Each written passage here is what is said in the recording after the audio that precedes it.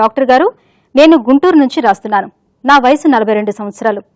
ఎసిడిటీతో బాధపడుతున్నాను. సాధారణంగా ఎసిడిటీ ఉన్నవాళ్లు ఎలాంటి ఆహారం తీసుకోవాలి, ఎలాంటి ఆహారం తీసుకోకూడదో తెలియజేస్తారని అడుగుతున్నారు. ఈ ప్రశ్నకు న్యూట్రిషనిస్ట్ అనురాధ రెడ్డి గారు సమాధానం అందిస్తారు.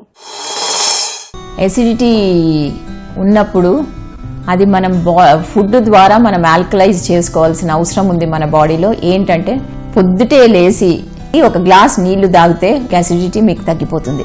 అదేవిధంగా అసిడిటీ ఉన్న వాళ్ళకి ఫస్ట్ బాడీ ఆల్కలైజ్ చేయాలి.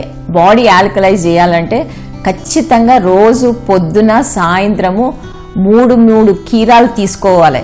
తింటే కీరా శరీరానికి చాలా మంచిది. ఎందుకంటే ఆల్కలైజెస్ ద బాడీ, అంటే మన బాడీలో ఉన్న pH ని ఆల్కలైజ్ చేస్తుంది కీరా ఖచ్చితంగా రెండు పూటలు మీరు తీసుకోవాలి.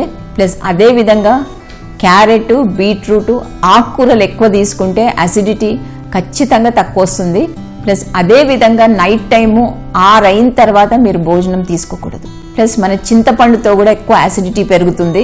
పచ్చిమిర్చితో కూడా అసిడిటీ ఎక్కువ అవుతుంది. సో మీరు అసిడిటీకి ఇవి పాటిస్తే ఖచ్చితంగా అసిడిటీ తగ్గిపోతుంది. ఎక్కువ మోతాదులో నూనె లేకుండా తీసుకుంటే కూరగాయలు కానీ కూరలు కానీ తినేటప్పుడు అది చాలా మంచిది. ప్లస్ అదే విధంగా అసిడిటీ ఉన్నప్పుడు మన రెగ్యులర్ వైట్ సాల్ట్ వాడకుండా హిమాలయన్ పింక్ సాల్ట్ వాడితే అది చాలా మంచిది. హిమాలయన్ పింక్ సాల్ట్ అంటే దాంట్లో 80 మినరల్స్ ఉంటాయి.